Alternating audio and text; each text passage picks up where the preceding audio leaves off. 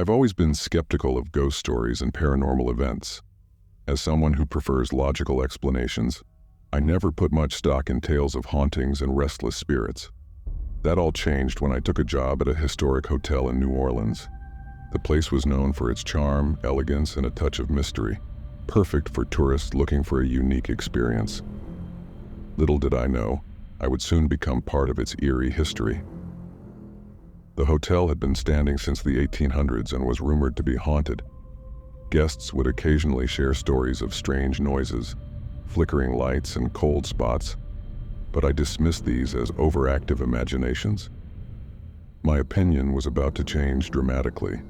I was assigned to the night shift, which suited me just fine. The pay was better, and I enjoyed the quiet hours.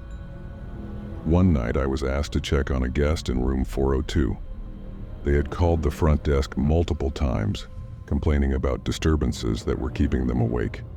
The guest was convinced someone was in their room, but security footage showed no one entering or leaving. I knocked on the door of room 402, and a middle-aged man with tired eyes let me in.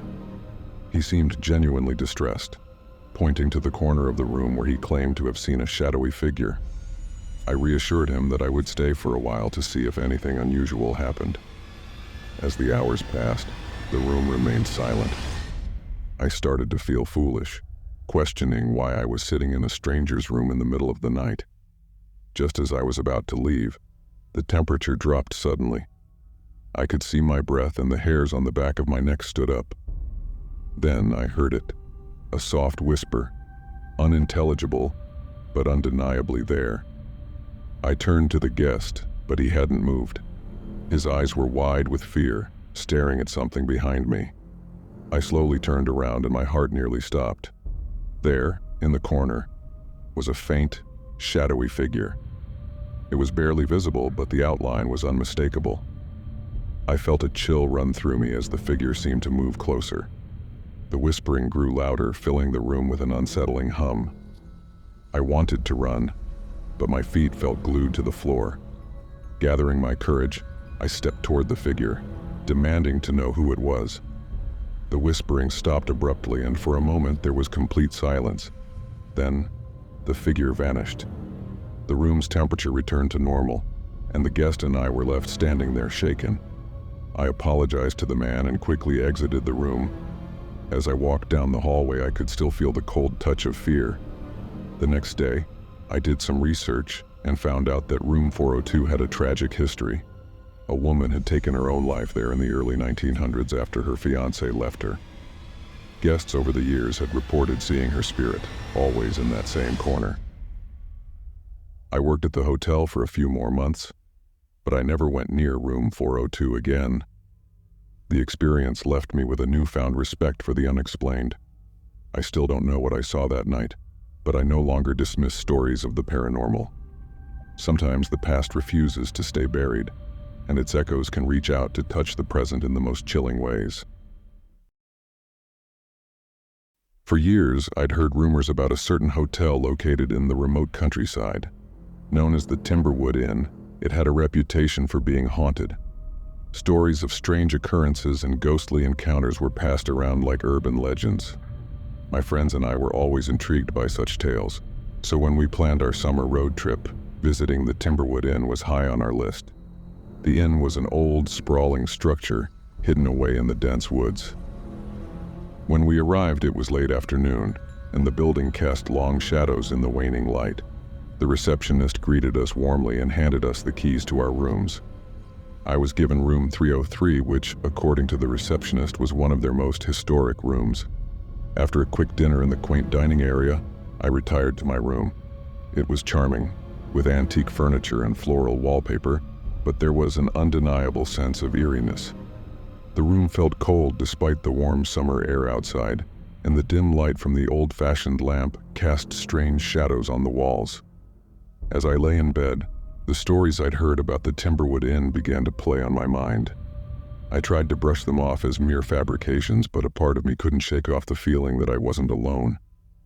Sometime around midnight, I was jolted awake by a loud banging noise. It sounded like it was coming from the hallway. I got out of bed and cautiously opened the door. The hallway was empty, but the banging continued, now accompanied by faint, muffled voices. I followed the sounds, which seemed to be coming from the room directly across from mine. The door to room 305 was slightly ajar, and I could see a faint light inside. I knocked softly and called out, "Hello? Is everything all right?" There was no response, but the banging and voices continued. Feeling a mix of curiosity and apprehension, I pushed the door open a bit more and peeked inside. The room was empty, but the light from the bedside lamp flickered erratically, casting an eerie glow. The noises abruptly stopped, leaving an unsettling silence. I felt a cold breeze brush past me, sending shivers down my spine. Deciding I'd had enough, I closed the door and hurried back to my room, locking the door behind me. As I climbed back into bed, I tried to convince myself that it was all just my imagination, fueled by the spooky stories I'd heard. But then, just as I was about to drift off to sleep, I felt a heavy weight press down on the foot of my bed. My heart pounded as I strained to see through the darkness. There was a faint outline of a figure sitting at the end of the bed. I could barely make out the details, but it looked like a woman with long, disheveled hair and an old-fashioned dress. I tried to move, but my body was frozen with fear. The figure remained still for what felt like an eternity, then slowly turned its head towards me. I could feel its gaze piercing through the darkness, and a sense of dread washed over me. I wanted to scream, but no sound came out. Finally, the figure stood up and slowly walked towards the door. As it passed through the faint light from the window, I caught a glimpse of its face. It was pale and gaunt, with hollow eyes that seemed to stare into my soul. The figure disappeared into the hallway, and the weight lifted from the bed.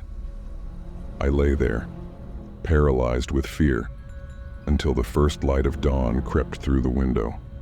As soon as it was light enough, I packed my things and went downstairs. My friends were already in the lobby, looking as shaken as I felt. We didn't say much, but it was clear that we all had our own unsettling experiences. As we checked out, the receptionist gave us a knowing smile. "I hope you enjoyed your stay," she said. "The Timberwood Inn is full of history after all." We left the inn as quickly as we could, vowing never to return. The memories of that night still haunt me, and I've come to realize that some places are best left undisturbed. I've always been fascinated by old buildings and their histories, so when I had the chance to stay at a historic inn in Massachusetts for a work trip, I was thrilled. The inn was over 200 years old, complete with creaky wooden floors, antique furniture, and an aura of the past. Little did I know, my enthusiasm would quickly turn into something far more unsettling. I checked in late in the evening and was given a room on the second floor. The receptionist, a woman in her 60s, handed me the key with a knowing smile. "You're in room 217, she said. "It's one of our most requested rooms." I took the key, not thinking much of it, and headed upstairs. The room was charming, with a 4-poster bed, a fireplace, and windows overlooking the garden. As I unpacked, I noticed a slight chill in the air, but I dismissed it as the quirks of an old building. After a long day of travel, I decided to turn in early. Around midnight, I was jolted awake by the sound of footsteps in the hallway. They were slow and deliberate, growing louder as they approached my room. I assumed it was another guest, but the footsteps stopped right outside my door. I held my breath, waiting for the sound of a key in the lock or a knock, but there was nothing. Just an eerie silence. I got up and opened the door, expecting to see someone standing there, but the hallway was empty. I closed the door, feeling a little uneasy, and climbed back into bed.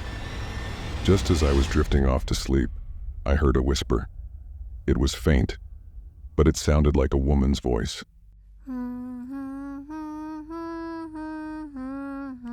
I couldn't make out the words, but it sent chills down my spine. I sat up in bed, my heart racing, and looked around the room. In the dim light, I could see the shadows of the furniture, but nothing seemed out of place. I told myself it was just my imagination, but then I heard it again, this time closer. The whispering seemed to come from the corner of the room, near the fireplace. I turned on the bedside lamp, casting a warm glow across the room, but there was no one there. I felt a cold draft and pulled the blankets up to my chin, trying to convince myself it was just the wind. But then, the whispering turned into a soft sobbing. It was unmistakable.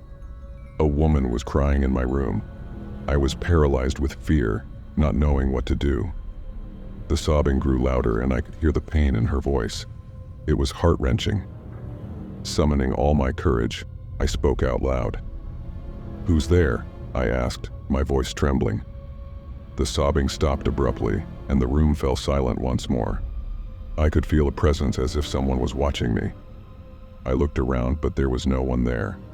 I spent the rest of the night wide awake, every creak and groan of the old building making me jump. When morning finally came, I hurried downstairs and checked out, telling the receptionist about my experience.